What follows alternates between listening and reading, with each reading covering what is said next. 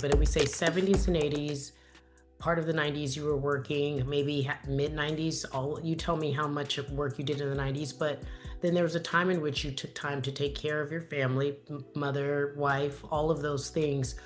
During that time, were you thinking, oh, I want to come back and work again? Or were you trying to and you felt shut out by Hollywood? Or were you in the gray phase of, I don't necessarily know?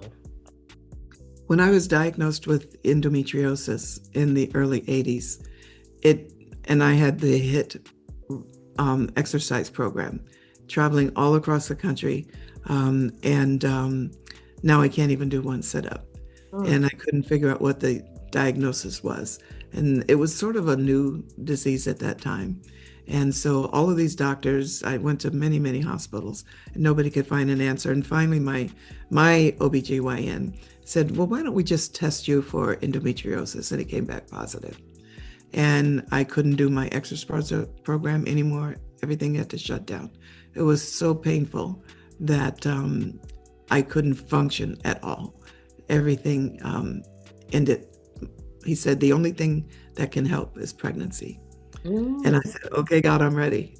Oh, I, wow. I just, I went to Bill and I said, I want to have a baby. I want to have your baby. He said, we were just together like 1 year. And, we hadn't even said anything about getting married or anything. But I said, I knew this was going to be the path for me. And now we've been together 40 years. Well, that was good. Yeah, that was great. That was That great. worked Yeah. out.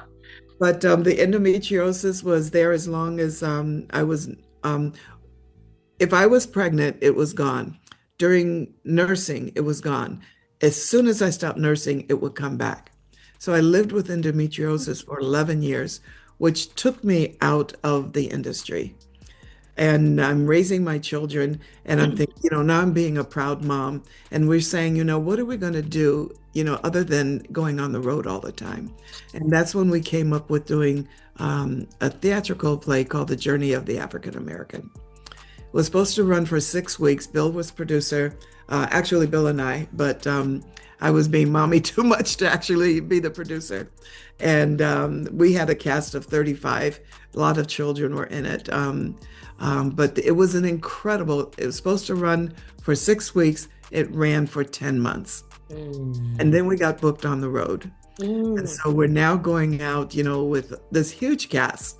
We're in Atlanta. We have, standing ovations. While we were in LA, Mandela was freed.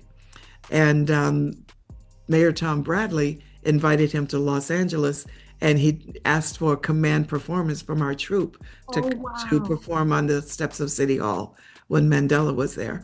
And we changed the lyrics of the song to go with Mandela is free. We're the African American family. So, Mm. we were just doing so well. And the endometriosis was, I was, as long as I was pregnant, it was doing well. And then we're out on the road, and I get a message from Leon, and he says, I need to come over and talk to you. Mm. And I could tell right then. We were heading out on the road, so we were at home, and my children were getting ready to go to the beach. So I told the girls, I said, we're not going to have to go to the beach today. I could tell it by the tone in his voice. And he came over, and this has been 10 years since we've been divorced. Mhm. And he said the tape is out, Mm. and I hadn't even thought of the tape. It was so far. That was done in 1975, and here we are in 1992.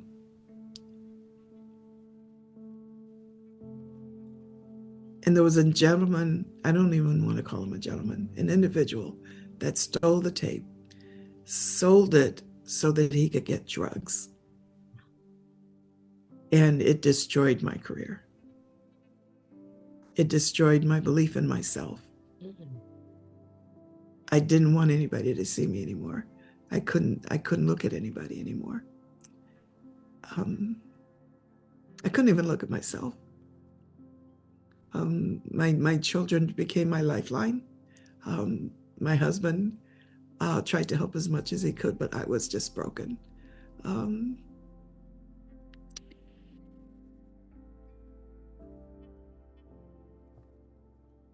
And people would call and say, well, can Jayne come and do this? And Bill knew the answer. Usually he'd say no, but sometimes he'd ask. And the NACP Image Awards called, and we had gotten the theater award for best production with the African American. So some years later, they asked me if I would come and present the theater award to a troupe of actors that had just they thought was going to be winning. And Bill asked me, and he knew I was going to say no, and I said yes. And he did a double take. He said, "What? Are you sure?" And I said, "Yeah." So I got to the arena, and I was so scared. I didn't know what to do. I did not want to go. I did not want to go out and let my peers, my friends, see me again. Um, and I kept trying to find an exit. I kept trying to find a door. There were none. I said, "Well, there's a window that I can break and I can jump out. I can do this." And then Bill grabbed me, and they had given him a script. And he grabbed my hand and led me on stage. And I just trusted him. And I walked up the steps behind him, and he walked to the podium and he threw away the script. And he said, "I just want to thank the NACP for getting my wife out of the house." Mm, And all of my friends that I'd been afraid of, they all stood up with a standing ovation. yeah. And that was the turnaround for me that I needed to turn my life around. It took many more years to do that. But that was the moment. It was a defining moment. And then you're dealing with, okay, you've been away from the industry. Can you come back? So many other people, they're continuing their jobs. They're performing. We've got Debbie Allen directing on TV, and all these other people, these amazing women doing things that I wanted to do. I wanted to be a director. Um, uh, and I walked away from it. So I had to talk myself into, how are you going back? Yeah. First was I had to start losing weight because I had gained so much weight. Um, so I did. I lost 70 pounds. And I still enjoy trying to lose more. But the book meant a lot to me. The book was the most important thing other than my family, to prove to myself and let people know that I am not done yet. Amen. And that's the name of my company. I'm so sorry. No, it's fine. It's so wonderful to hear this. I need this. We need this. But then I go on stage and I see you guys on stage, and I am so proud of you. That day that we went on stage together, I looked at each and every one of you. I didn't want to say anything until I could take you all in and enjoy sitting there and watching you shine, and knowing that I had a part in that. I'm so proud of all of you, all of the women in sports broadcasting. There's one that I'm not. Well, there's always one. Thank you. We can say this. Jamel and I talked about this. And she said, I don't think Jayne feels like she gets the respect and or love that she deserves. I was like, I could imagine her not feeling that way. But if you had any time with any of us, you know that we are so in awe of what you've been able to do and the level of grace that you handle yourself with. I think when you tell your story, a lot of me gets upset because I think, gosh, I hate that a tape with your husband could ruin your career or sideline your career when there are so many other more egregious things happening in the world. This feels overly punitive, but I do feel like it's your time. I think that being welcomed back into this world where you know that everyone knows you, at least anyone with any significance in their career knows who you are and what you've done. We stand on your shoulders, and I mean that. And we all have felt ignored and or sidelined and or exiled in this business for being a Black or brown girl trying to do her job and then also trying to have a personal life. Yeah. Unfortunately, we're not allowed to have one sometimes, and many of us feel like we have to pretend to be something we're not. And you lived in so many different worlds, and you made it okay to say I'm multi-talented, and I want to be many things, and I deserve to be many things. Um, and nowadays, you think about a tape, a sex tape that isn't seedy or gaudy. I'm with my husband is nothing in comparison to what I see people do all the time in this business. So Mhm. that's why it's beautiful to know that there's still more left and you haven't given up. We all need to hear that story because no one wants to walk away silently into the night. We still want to work in different ways, and you still are doing that. With this book, you're giving us renewed hope for those of us who still know there is still more left. It's not your final act. So I'm so grateful for you sharing that story. I'm so hurt that you had to go through that. I wonder if you ever get over that, Jayne. Has that hurt left you? I think about that a lot because I'm saying to myself, why am I telling this story again and I'm still crying? You know, I and I said when I wrote the book, if I get it out, then I can be strong and then I can go forward and do all the things that I love to do. I can Mm. be a better mom to my children. I can be I think I'm a great mom to my children, and they'll tell you, well, you have a great mom. This amazing extended blended family that's just crazy, crazy, amazing. Um, I'm so blessed in that regard. And, so that part I'm not worried about. But yes, it's really hard. And I had found, I didn't know how to forgive myself for a long time. And I knew that I had to forgive. I'm thinking of all these people I have to forgive, people that have wronged me, people that have done this and this and this. And I said, I can't forgive them. My life has been destroyed. My life is ruined. And, I can't forgive them. And then I met this gentleman. There was a small church. And I was going to the market, and this glowing yellow light was coming through the door, and you could hear the choir rehearsing Mhm. inside. And it was a African American church, sound like Southern singing, which I love. So I just made a U-turn. I don't know why, other than the fact that God told me. And I just made a quick U-turn, pulled it to, and I sat there waiting till their rehearsal was over. And I went to the pastor, had no idea who he was. And I just started crying. I said, I need to know how to forgive.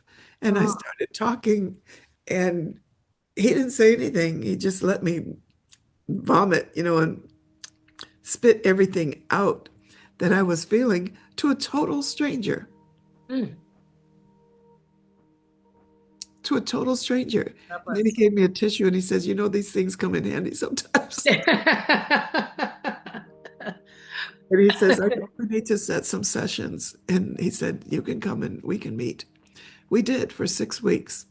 And on the last week, he said, so what have you learned as of today? Mm, And I said, I have to learn how to forgive myself. I said, that's the only thing. I said, I know I'm a nice person. I'm a decent person. I'm not hard on anybody. I'm even though I'm a Scorpio, I don't really hold a grudge, except the guy that stole the tape. yeah, I we said, we and don't like I him. don't know how to forgive him, and I don't know how to forgive myself. He said, that's it. You don't know how to forgive yourself. And we talked about that for a long time. I went back for our next session, and the church was boarded up. So I said, well, maybe, I don't know, maybe they've moved. I called his wife. She said, no, I haven't seen him in 3, 4 years. She says, we're not together. And went back again. Church had been bulldozed. And I never saw him again. It Wow. was messages that you've learned. You've learned that you have to forgive yourself. And that's the reason I came there in the first place. I needed to learn that. And now I have. And I know say, how can you say you forgive yourself and you're sitting there in tears? But I have, because I No, was strong enough to write the book. that's right. That's And right. I wanted to put, people say, well, why in the first part? I said, because if I don't put it there, and if I don't talk about it in the book, people won't believe the book at all. And my story was too important to have this again destroy me. So I put it in the book. I will tell you, most people like me who know the story or bits and pieces of it, um, I know I felt seen, seen that it's okay to not always love every detail about your life.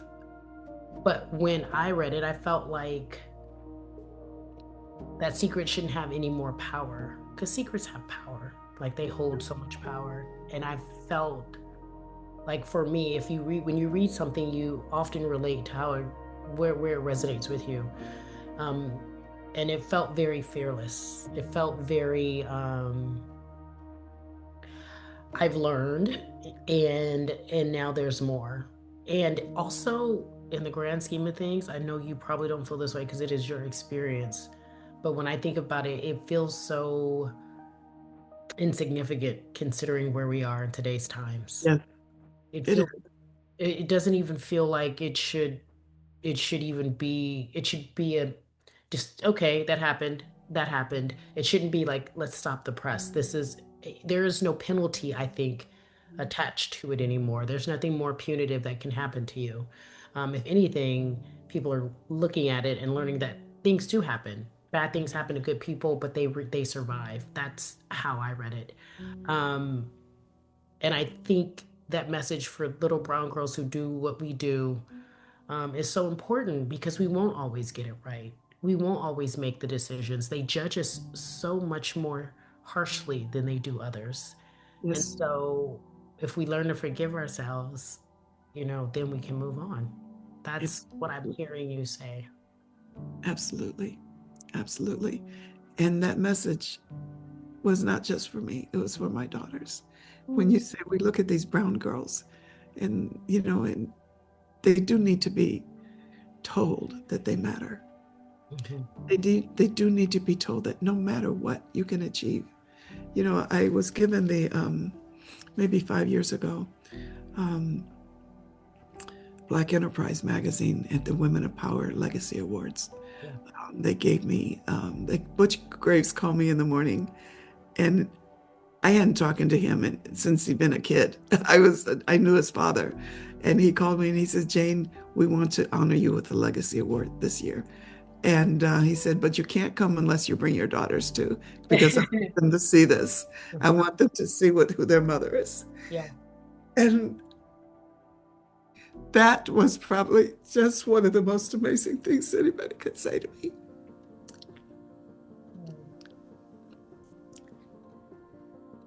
So we went down there, gave my speech. Girls were having a blast. 2,000 Black women, strong, all executives of this, that, and the other, strong women in this country. And the possibilities are endless. And they saw that. And so one person asked Copper, they said, so what was it like when you were growing up, and you look at your mom? And she says, well, we knew that she was in the entertainment book. She said, but when I'm standing here today, now I know what y'all been talking about. Yeah. And so the book is for them to know who they came from.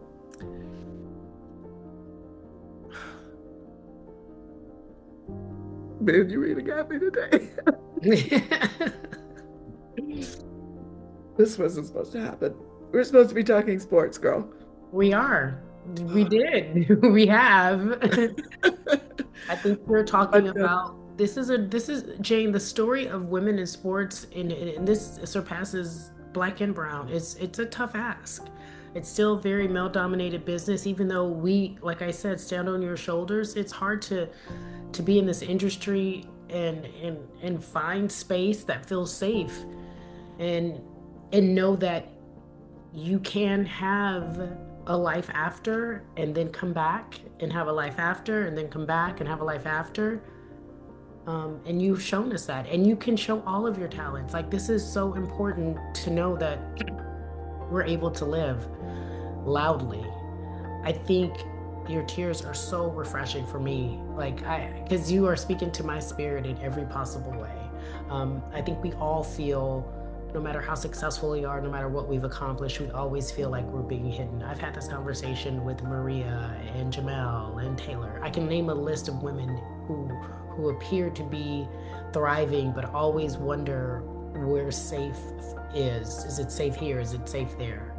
yes, And thank you. This all I have to say is just thank you. This book is it's balm. It's nurturing.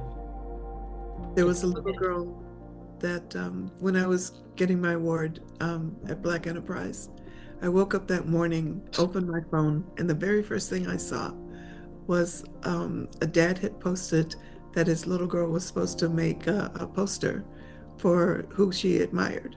And Mm, she had this poster board around her, and she's standing in the middle, one of those things that you're holding the board around you. And so she had a Miss Ohio banner on, and she was holding the red football, a football like in my poster. I have a photo, like yeah.